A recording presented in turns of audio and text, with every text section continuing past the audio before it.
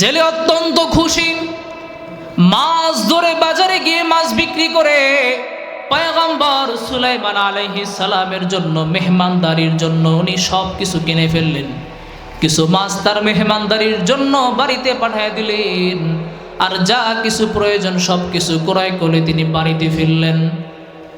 কিতাবের মধ্যে এসেছে পয়গম্বর সুলাইমান আলাইহিস সালাম 18 দিন পর্যন্ত, কোন কিতাবে এসেছে 20 দিন পর্যন্ত জেলের বাড়িতে অসুস্থ অবস্থায় ছিল। এই 20 দিনে আল্লাহ পাক রব্বুল আলামিন এই জেলেকে এত পরিমাণে মাছ দিছে। আগে ছিল একটা নৌকা একটা জাল, এখন হয়েছে 3টা নৌকা 3টা জাল।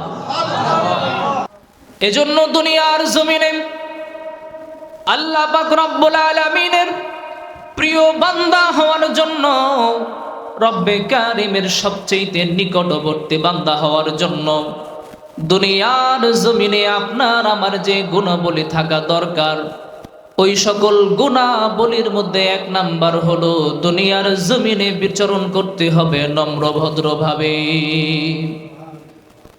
অহংকার দাম্ভিক হওয়া যাবে না। দুনিয়ার জমিনে নিজেকে অনেক বড় মনে করে চলা যাবে না। নিজেকে বিনয়ের সাথে দুনিয়ার জমিনে বিচরণ করাইতে হবে, চলতে হবে। আল্লাহ পাক রব্বুল আলামিন বলেন, ওয়ালা তুসাইর খাদ্দাকা লিন-নাসি ওয়ালা তামশি ফিল আরদি মারহা ইন্নাল্লাহা লা ইউহিব্বু কুল্লা মুখতালিন ফখুর। আল্লাহু আকবার। আল্লাহ পাক রব্বুল আলামিন বলে, বান্দা জেনে রাখো, ও আমার বান্দা শুনে নাও, শুনে নাও, দুনিয়ার জমিনে যখন বিচরণ করবা, চলাফেরা করবা, যতটুকুন হায়াত আমি আল্লাহ তোমাকে দিয়েছি, যতটুকুন হায়াত দুনিয়ার জমিনে আমি আল্লাহ তোমাকে দান করেছি, অতটুকুন হায়াত দুনিয়ার জমিনে অত্যন্ত বিনয়ের সাথে, ভদ্রতার সাথে, অহংকার মুক্ত জীবন যাপন দুনিয়ার জমিনে কইর। কে বলছেন? আল্লাহ বলছেন, ইন্নাল্লাহা লা ইউহিব্বু কুল্লা মুখতালিন ফখুর। আমি আল্লাহ অহংকার দাম্ভিক ওয়ালাদেরকে পছন্দ করি না। শুধু তাই নয়, মুমিন বান্দা যারা দুনিয়ার জমিনে হবে, আল্লাহ পাক রব্বুল আলামিন জানায়া দেন, তারা যখন কোনো মানুষের সাথে কথা বলবে, কথোপকথন করবে, মুমিন বান্দা দুনিয়ার জমিনে মানুষের সাথে কথা বলার সময় অত্যন্ত বিনয়ের সাথে, নম্রতার সাথে, মিষ্টি ভাষায় কথা বলে। কি ভাষা?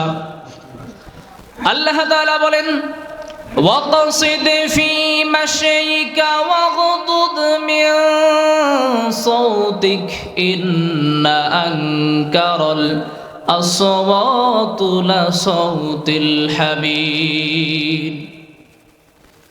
আল্লাহ পাক রব্বুল আলামিন বলেন, এই পৃথিবীর জমিনে আমি আল্লাহ যা কিছু সৃষ্টি করেছি, আমি আল্লাহ পাক রব্বুল আলামিন আমার কাছে সকল সৃষ্টিকুলকেই ভালো লাগে, একটা সৃষ্টির আওয়াজ ব্যতীত সকলের আওয়াজ আমার কাছে ভালো লাগে। শুধুমাত্র ষাঁড়ের আওয়াজ আমি আল্লাহ পছন্দ করি না।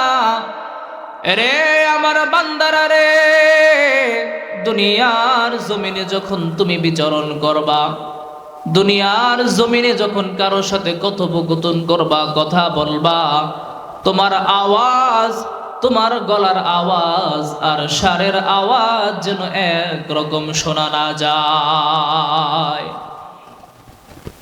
অর্থাৎ আমরা যখন দুনিয়ার জমিনে কারোর সাথে কথা বলবো, আমাদের কথা বলার ধরন অত্যন্ত মিষ্টি ভাষায় হতে হবে। কি ভাষা বললাম? মিষ্টি ভাষা, সুন্দর ভাষায় কথা বলতে হবে। কে শিখিয়ে দিয়েছেন? আল্লাহ। দেখেন, এই পৃথিবীর জমিনে আল্লাহ পাক রব্বুল আলামিন হযরতে আদম আলাইহিস সালাম থেকে এই পর্যন্ত যা কিছু সৃষ্টি করেছেন, মাখলুকাত সৃষ্টি করেছেন, যত বিশেষ করে এই যে আমার আপনার মতো মানুষ, এই পৃথিবীতে এসেছে ব্যাপক ক্ষমতা নিয়ে, পাওয়ার নিয়ে। আজকে তারা এই দুনিয়ার জমিনে নাই। পৃথিবীর জমিনে আল্লাহ পাক রব্বুল আলামিন চারজন ব্যক্তিকে মিনাল মাশরিক থেকে ইলাল মাগরিব পর্যন্ত ক্ষমতা দিয়েছিলেন। চারজন ব্যক্তিকে আল্লাহ পাক রব্বুল আলামিন তাম পৃথিবীর রাজত্ব দান করেছিলেন। এর মধ্যে ছিল দুইজন কাফের আর দুইজন ছিল মুসলমান। কাফের দুইজনের নাম হলো, একজন ছিল বখতে নাসার, দুইজন যিনি ছিলেন দ্বিতীয়তম তার নাম হলো নমরুদ। নমরুদের নাম তো শুনছেন, নমরুদের নাম শুনছেন না? এই নমরুদকে আল্লাহ পাক রব্বুল আলামিন তাম পৃথিবীর রাজত্ব দান করেছিলেন। তাম হয়তোবা পয়গম্বর সুলাইমান আলাইহিস সালাম ইন্তেকাল করেছেন। তারা সকলে চিন্তা করল সুলাইমান আলাইহিস সালামের রূপ ধারণকারী, বেশভূষা ধারণকারী এই নকল সুলাইমান যেহেতু অরাজকতা সৃষ্টি করার জন্য এখানে এসেছে, আমরা তাকে হত্যা করে ফেলেছি। মানুষের শিক্ষার জন্য তার লাশটাকে আমরা আমাদের প্রবেশদ্বারে ঝুলাইয়া দিব। আমাদের শহরের প্রবেশদ্বারে আমরা তার লাশটাকে ঝুলাইয়া দিব। কেউ বলতেছে যে না না, তার লাশটা আমরা শহরের প্রবেশদ্বারে ঝুলাইয়া দিব না, আমরা তার লাশটা জঙ্গলে ফেলাইয়া দিয়ে আসবো, জঙ্গলের হিংস্র প্রাণী তাকে খাবে। আর একদল বলতেছেন যে না না, আমরা তার এই লাশটাকে এখানেও রাখবো না, জঙ্গলেও ফেলাবো না, আমরা তার এই লাশটাকে নদীর কিনারায় চরের ভিতরে রেখে আসবো। ওই জায়গায় রৌদ্র পড়ে রোদের তাপে শুকায়া যাবে, পশু পাখির খাবার হিসেবে তার ওই দেহটাকে খুঁটে খুঁটে দুনিয়ার জমিনে যে সকল শকুন আছে তার লাশটা, তার দেহটাকে খেয়ে ফেলবে। নাউজুবিল্লাহ বলবেন না? পয়গম্বর সুলাইমান আলাইহিস সালামের দেহটাকে নিয়ে কিছু লোক নদীর কিনারায় রেখে চলে গেল। নদীর কিনারায় চরের উপরে তার লাশটা রেখে, তার দেহটাকে রেখে তারা চলে গেছে। তারা তো মনে করেছে যে সে মৃত। কিছুক্ষণ পর যখন জেলেরা নদীর ভিতরে মাছ ধরা শেষ, দুপুরবেলা বাড়িতে ফিরবে, প্রচন্ড রোদ, প্রচুর গরম লাগতেছে, প্রচন্ড রোদ। জেলেরা সবাই যখন বাড়িতে ফিরবে, একে একে সব জেলে যখন তার জাল আর নৌকা নিয়ে কিনারায় ফিরতেছিল, তাদের মধ্য থেকে হঠাৎ করে একটা জেলের চোখ ওই চরে সুলাইমান আলাইহিস সালামের দেহের নিকট গিয়া পড়ল। সুবহানাল্লাহ। এবার জেলে দেখতেছেন প্রচন্ড রোদ, আকাশে কোনো জায়গায় মেঘ দেখা যায় না, কিন্তু দূরে তাকায় দেখা যায় চরের ভিতরে একটা নির্দিষ্ট জায়গায় আকাশের এক খণ্ড মেঘ কাকে যেন ছায়া দিচ্ছে। আল্লাহু আকবার। জেলে আশ্চর্য হয়ে গেল, অবাক হয়ে গেল। আকাশে কোনো জায়গায় মেঘ দেখা যায় না, প্রচন্ড গরম, ওই জায়গাটায় কেন ওই মেঘের টুকরো দেখা যায়? দেখার জন্য জেলে তার নৌকা নিয়ে একটু সামনের দিকে অগ্রসর হলো। যখন কাছাকাছি এসে জেলে পৌঁছাইল, তিনি চেয়ে দেখেন শুধু আকাশের মেঘ ছায়া দেয় যে তা নয়। জেলে খেয়াল করেছে, দেখেন একটা লোক শুয়ে আছে, তার মাথার কাছে বিষধর একটা সাপ এসে ফানা ধরে ওই লাশের মাথার কাছে তার ফেনা দিয়া আস্তে আস্তে বাতাস করতে শুরু করে দিছে। সুবহানাল্লাহ। এই দৃশ্য দেখার পর জেলে আরো অবাক হয়ে গেছে। এ তো সাধারণ কোনো মানুষ নয়, যাকে মেঘ ছায়া দেয়, বিষধর সাপ যাকে বাতাস করে, তো সাধারণ কোনো মানুষ হতে পারে না। এবার জেলে তার কাছে গেল, গিয়া দেখে লোকটা অচেতন অবস্থায় ওখানে শুয়ে আছে। কোন রকম জেলে নদীর পানি দিয়া সুলাইমান আলাইহিস সালামের চেহারার ভিতরে ছিটায় দিল, ওনার জ্ঞান ফিরল। এবার পয়গম্বর সুলাইমান আলাইহিস সালামের যখন জ্ঞান ফিরেছে, জেলে বলতেছে, কি হয়েছে আপনার? আপনি এখানে রক্তাক্ত অবস্থায় পড়ে আছেন কেন? সুলাইমান আলাইহিস সালাম চিন্তিত হয়ে গেলেন।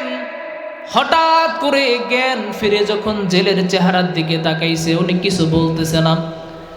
ওনার এই চিন্তিত চেহারা দেখে জেলে বলতেছে, ও যুবক, ভয় পাও না, ভয় পাও না, আমি তোমার গায়ে একটা আঘাত করি নাই। শুধু তাই নয়, কোনো আঘাত আমি তোমাকে করব না। আমাদের দেশের বাদশাহ, আমাদের পয়গম্বর সুলাইমান আলাইহিস সালাম আমাদেরকে তালিম দিয়েছেন, আমাদেরকে শিখিয়েছেন, অকারণে বিনা কারণে কোনো মানুষের গায়ে কখনো আঘাত করবে না। অতএব যুবক, তুমি চিন্তা করো না, আমি তোমার গায়ে এখন পর্যন্ত কোনো আঘাত করি নাই এবং এখনো তোমাকে কোনো ক্ষতি করব না। সুলাইমান আলাইহিস সালামের বাণী তা কি শোনাচ্ছে?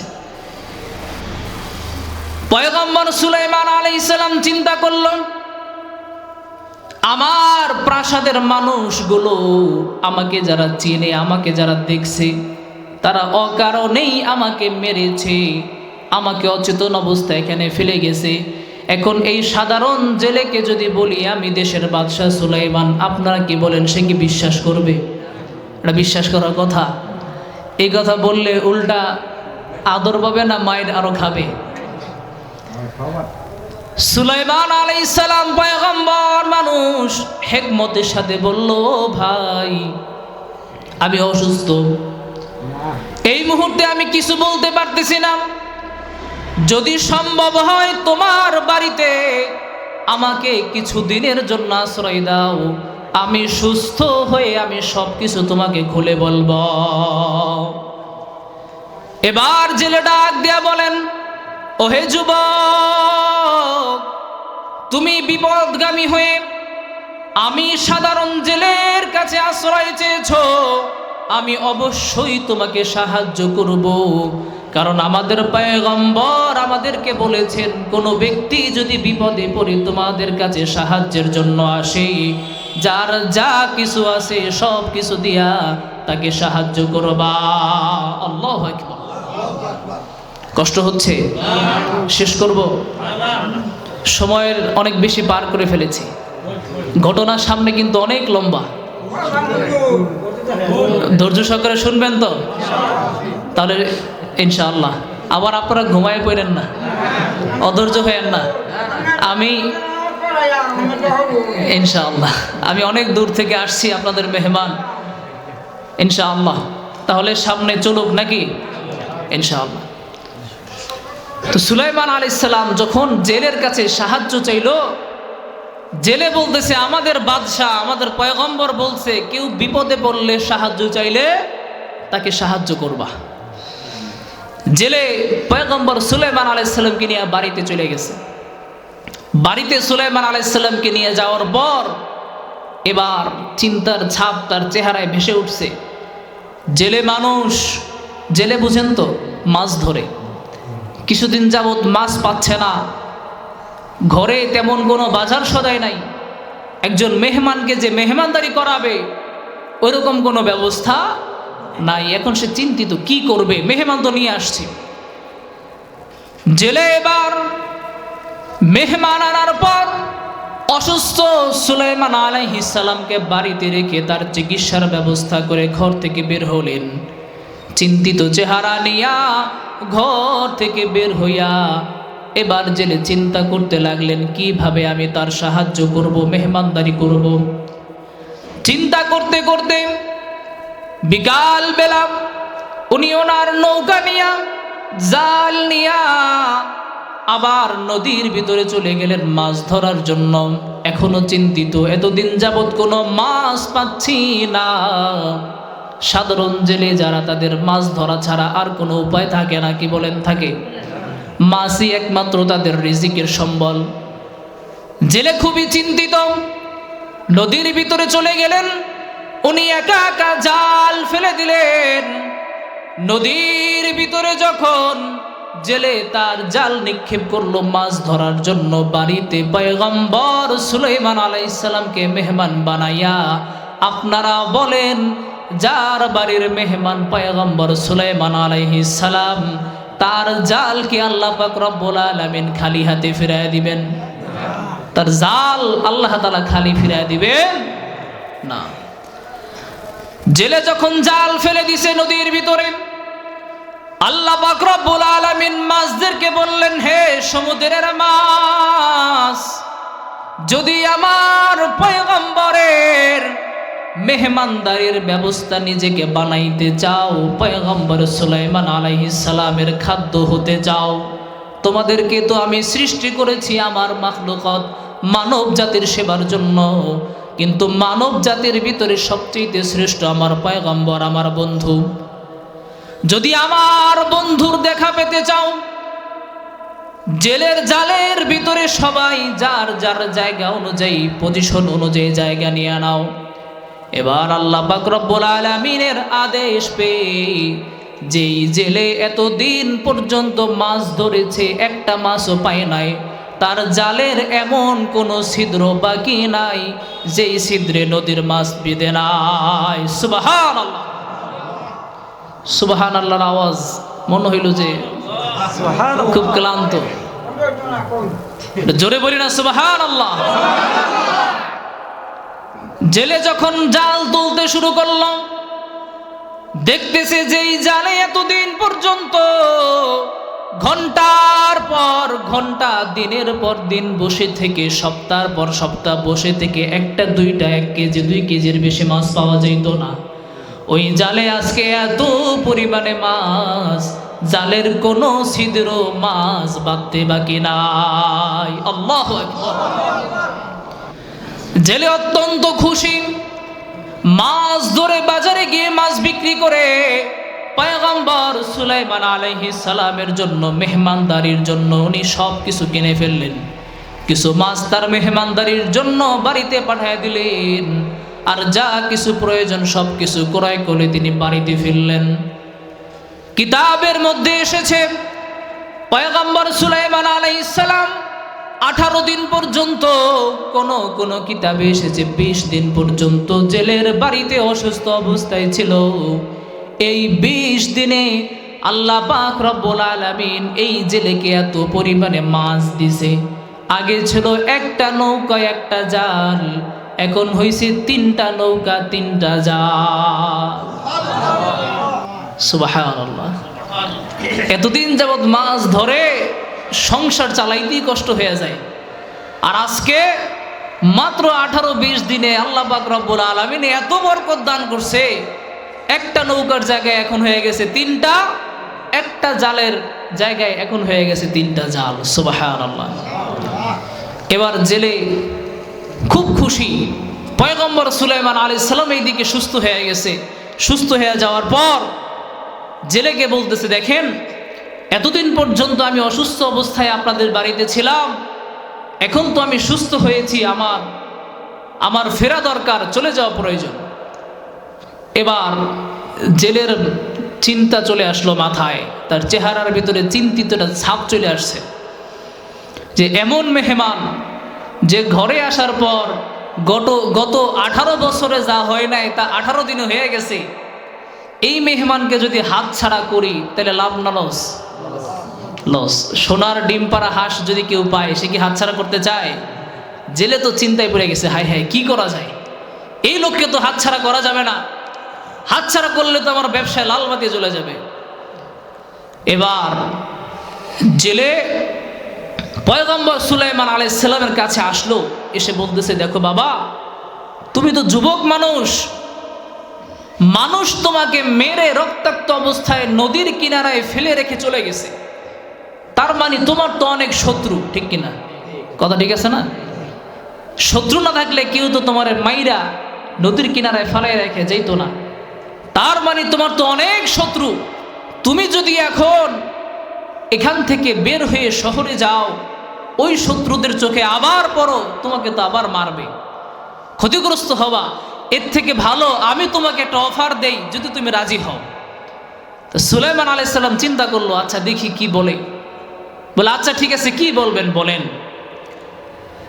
এবার জেলে সুলাইমান আলাইহিস সালামকে বলতেছে, দেখো বাবা, আমার তো আগে একটা নৌকা ছিল, এখন তার দুইটা বাড়তি, জালও দুইটা বাড়তি। আমার এখন লোক প্রয়োজন, কর্মচারী প্রয়োজন, ঠিক কিনা? কর্মচারী প্রয়োজন না? এবার বলতেছে যে আমার কর্মচারী দরকার, তবে আমি তোমাকে সাধারণ কোনো কর্মচারী হিসেবে নিয়োগ দিব না, বরং আমার এই 3টা নৌকা, 3টা জাল এবং যত মাছ, হিসাব নিকাশ, টাকা পয়সা যা কিছু আছে সব কিছুর দায়িত্ব তোমাকে দিয়ে আমি তোমাকে আমার এই কোম্পানির ম্যানেজার বানাইতে চাই। সুবহানাল্লাহ। তাম পৃথিবীর বাদশাহ তাকে এখন কিসের ম্যানেজার বানাবে? 3টা নৌকার। পয়গম্বর সুলাইমান আলাইহিস সালাম চক্ষুটা বন্ধ কইরাম অন্তরে অন্তরে আল্লাহকে ডাক দেয়া বলেন, মালিক,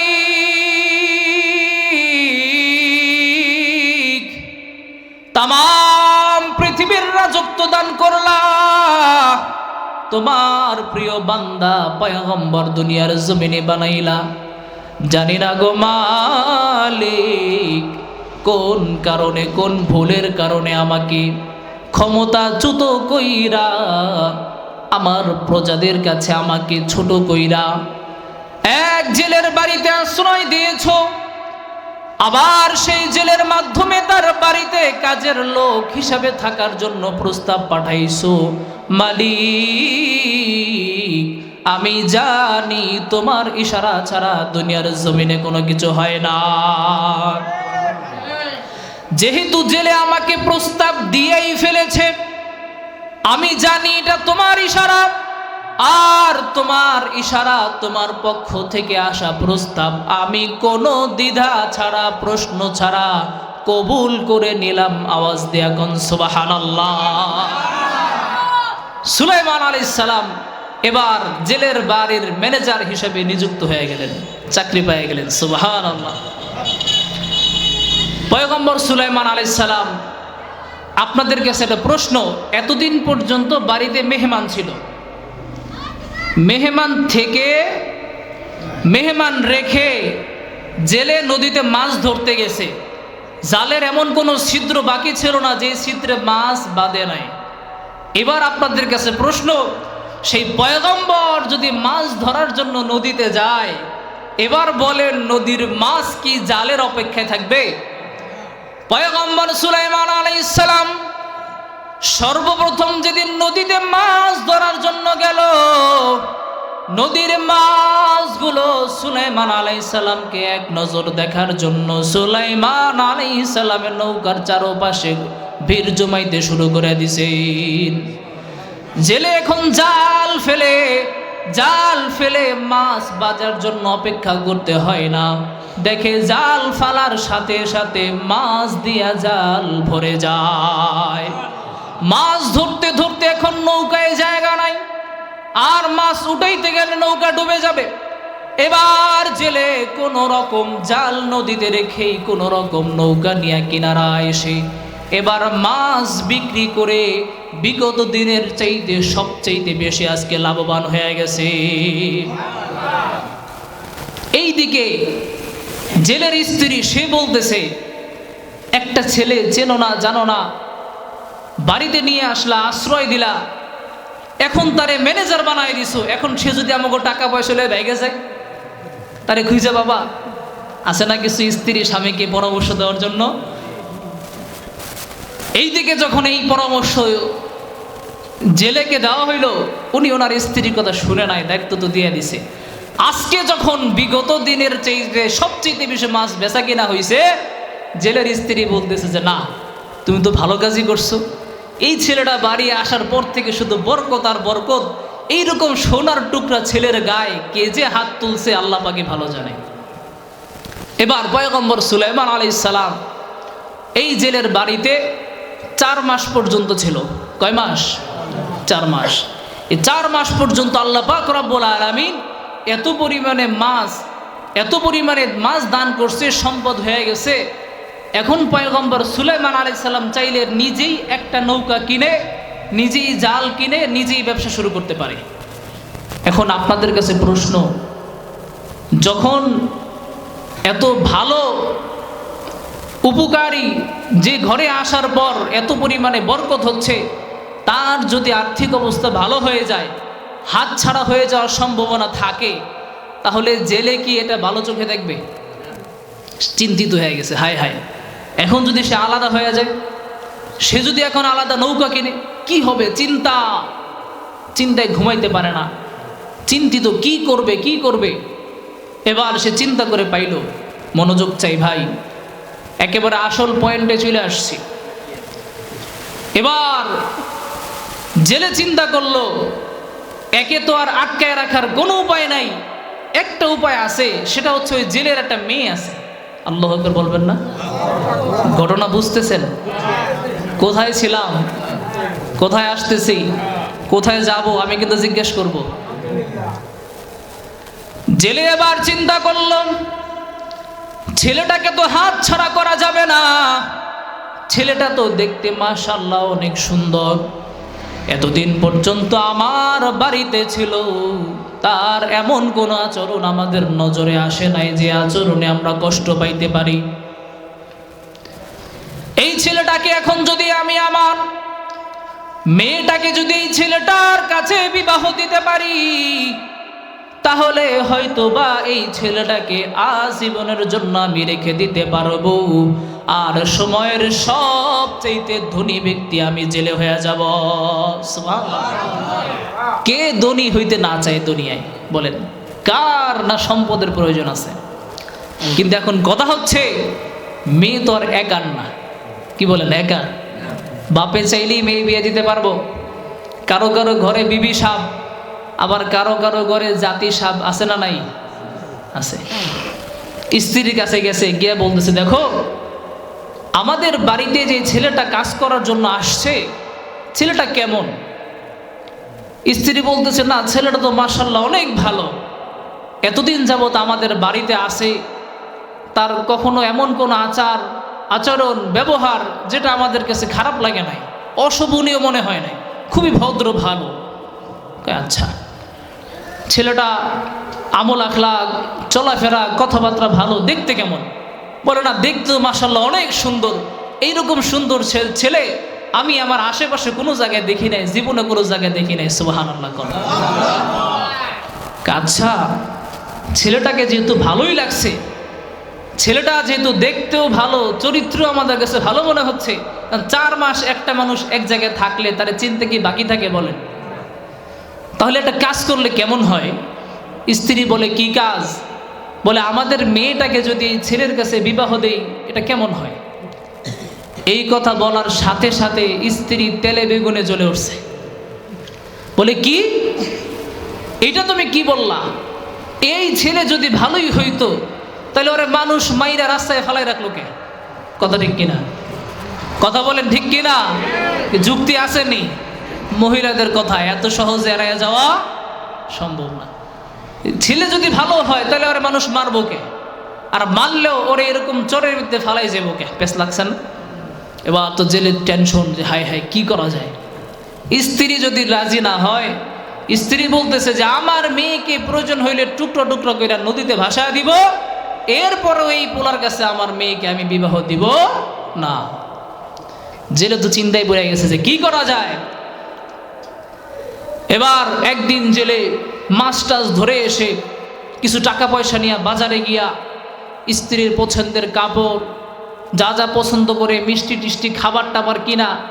স্ত্রীদের কিছু বৈশিষ্ট্য আছে না, প্রত্যেক স্বামী তো জানেন, এখানে তো সবাই বুড়ো হয়ে গেছেন, যুবক মানুষও আছে অল্প। স্ত্রী কি পছন্দ করে সবার জানা আছে না? কিভাবে কইলে, কোনভাবে কইলে বউ রাজি হবে, এটা জানা আছে না? এবার জেলে বাজারে গিয়া স্ত্রীর জন্য সব তার পছন্দ অনুযায়ী কিনা আইনা, রাইতে ভালো মন্দ খাবার দাবার খাওয়াইয়া, ওই নতুন কাপড় পরাইয়া, এবার যখন একসাথে ঘুমাইতে গেছে, শুয়ে শুয়ে বলতেছে, দেখো তোমাকে একটা কথা বলি, তুমি রাগ করবা না তো? স্ত্রী বলতেছে, কি বলবা? বলো, রাগ না করার কথা বললেই তো হয়, কি বলবা বলো। এবার জেলে বলতেছে যে দেখো কিছুদিন আগে যে কথাটা বলছিলাম একটু ভেবে দেখা যায় না? এখন আপনাদের কাছে প্রশ্ন, যেই স্বামী এত কষ্ট কইরা বাজার কইরা নিজের পছন্দের কাপড়টা নিয়ে আসলো, ভালো মন্দ খাওয়াইলো, আদর মোহাব্বত করলো, এই কথা বলার পর স্ত্রী কি আর নারাজ হইতে পারে?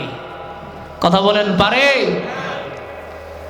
এবার যখন জেলে তার স্ত্রীকে বলল, স্ত্রী ডাক দেয়া বলেন, ও প্রাণের স্বামী রে,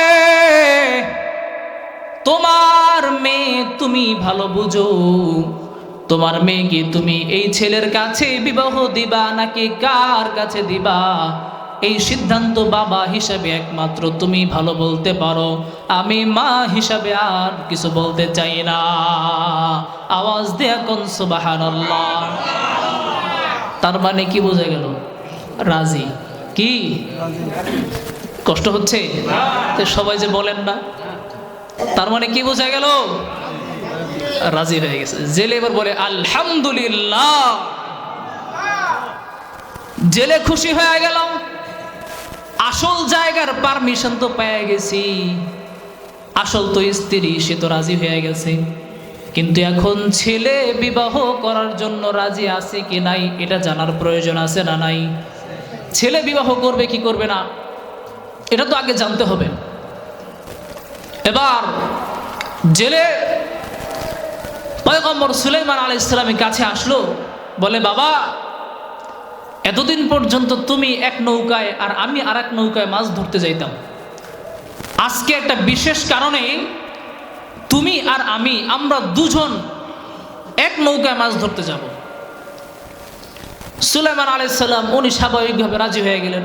স্বাভাবিক, এই কথা বললে যে কেউ তো রাজি হয়ে যাবে। এবার জেলে পয়গম্বর সুলাইমান আলাইহিস সালামকে নিয়ে নদীর ভিতরে মাছ ধরতে চলে গেল। পয়গম্বর সুলাইমান আলাইহিস সালামকে নিয়ে প্রতিদিন যেই জায়গায় মাছ ধরে, আজকে সেই জায়গা থেকে আরো একটু গভীরে চলে গেছেন, দূরে চলে গেছেন। সুলাইমান আলাইহিস সালাম অবাক হয়ে গেল, কিছু বলে না। দূরে যাওয়ার পর জেলে এবার নৌকা থেকে জাল পানির ভিতরে ফালায় না, জেলে এবার চুপচাপ বসে আছে। পয়গম্বর সুলাইমান আলাইহিস সালাম তার দিকে তাকায় আছে।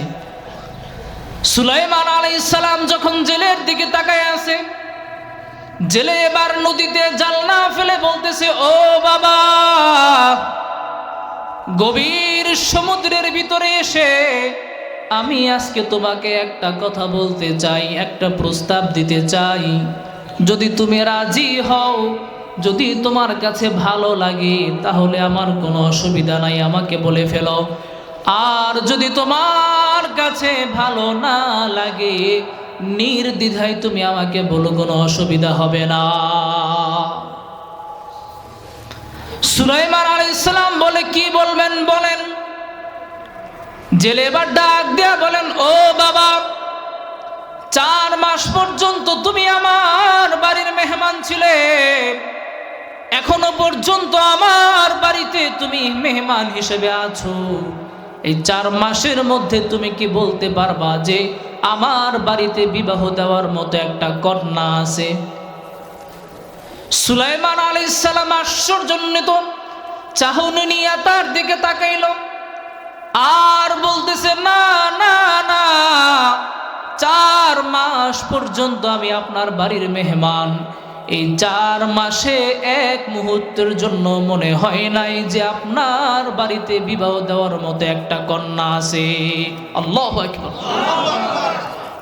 বলে 4 মাসে তার কোনো কাপড় কি তুমি বাহির শুকাতে দেখছো? বলে না।